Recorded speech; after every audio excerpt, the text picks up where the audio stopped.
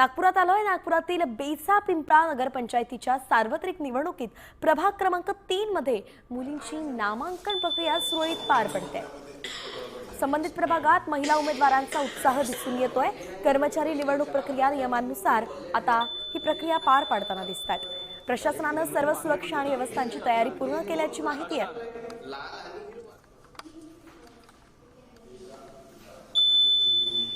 सध्या नागपुरातील बेसा पिंपळा या भागातील प्रभाग क्रमांक 3च्या मतदान केंद्रावर आहे। आपण पाहू शकतो दृश्यांमध्ये जे आहे आतमधल्या भागामध्ये जे आहे खरं तर मतदान प्रक्रियेसाठी लागणारी जी मॉक पोलिंगची प्रक्रिया जी सर्वात पहिले राबवली जाते ती सुरू झालेली आहे आणि सगळे जे निवडणूक विभागाचे संबंधित अधिकारी कर्मचारी आहेत ते मॉक पोलिंग जे आहे ते राजकीय पक्षाचे जे प्रतिनिधी असतात त्यांच्या सोबत राहून ते करून घेत असतात आणि ईव्हीएम जी आहे ती चेक करून घेतात आणि त्यानंतर मतदान प्रक्रियेला थोड्याच वेळात सुरुवात होणार आहे।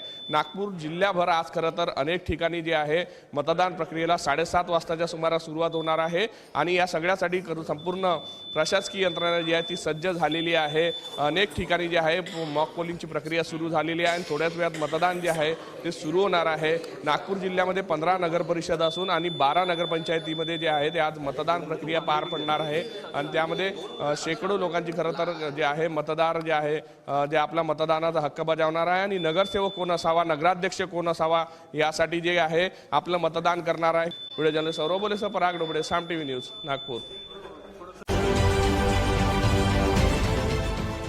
देश विदेशातील प्रत्येक घडामोडींचे लाईव्ह अपडेट मिळवण्यासाठी आता साम टीव्हीच्या सर्व सोशल मीडिया प्लॅटफॉर्मला लाईक, फॉलो आणि सबस्क्राईब करा।